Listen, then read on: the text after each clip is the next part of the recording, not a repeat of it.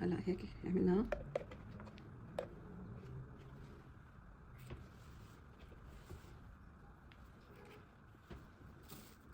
العلبة. شوف شو بدنا نعمل فيها. بدنا نعمل فيها منظم برضه، سهل كتير. إذا عندك من هذا الإسفنج، يلا عندك مرتبان بلاستيك، علبة بلاستيك، أي شيء جيبي لنا نعمل منه ديكور حلو كتير. أنا عندي هذا القميص بدي آخذ منه الكشكشة اللي هون. وفي طريقة كمان انت بتقدري تكشكشي القماش، بتخيطيه على ايدك وبعدين بتزمي الخيط، بيطلع معك كشكشة حلوة. هلا انا بدي اقصه، بدي اخذ الكشكشة هي محتاجيتها بالديكور اللي بدي اعمله. السلام عليكم. بدنا نعمل منظمات وديكورات صيفية من قناة يد بإبداع. إذا عجبكم الفيديو ياريت تعملوا لي اشتراك ولايك، تابعوا للآخر، في أفكار كتير حلوة. هلا نحن عندنا هذا المرتبان البلاستيك، احنا بدنا نعمل اول شيء هذا الغطاء، بدنا نلزقه.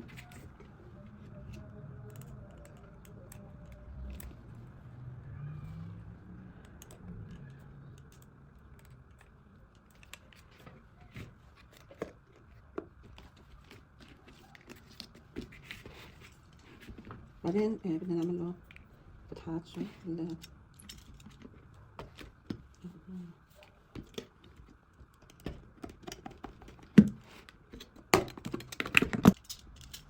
احنا قطعة واحدة عنا بنقدر نعمل منها كتير اشياء.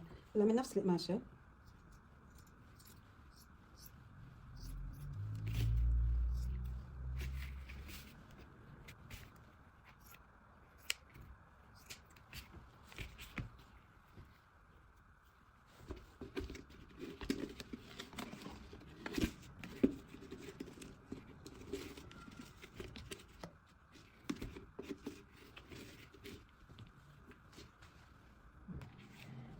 هلا احنا من نفس القماشة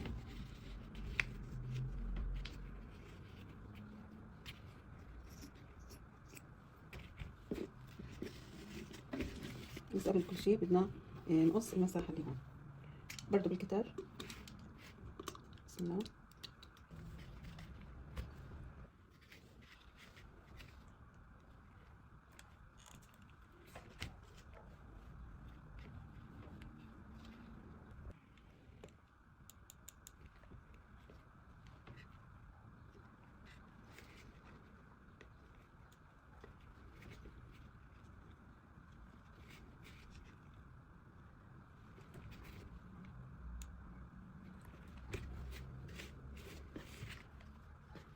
هلا هاي الكشكشه هي جاهزه على القميص، واذا عندك شيء بكون يعني اسهل اكيد.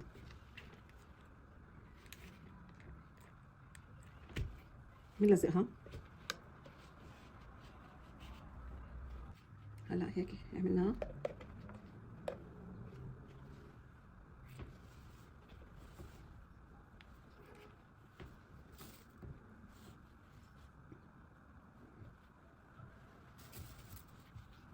نحط هذا.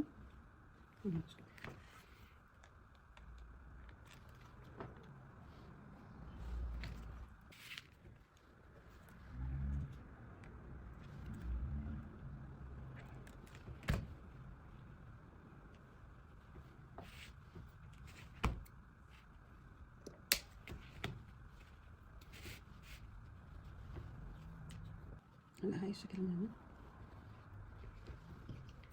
هلا انا عندي هاي الستاند مكسور، بدي استفيد منه، يعني حلو شكله ما رميته، فلقيت في فكره ممكن اثبتها هون.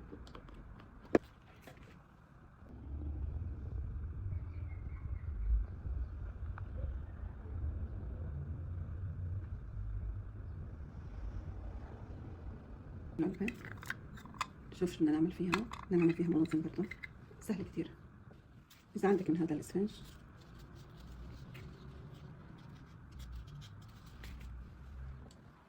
في منه بيكون رفيع اصلا، انا عندي هذا الحجم ما عندي رفيع بس بنقسمه.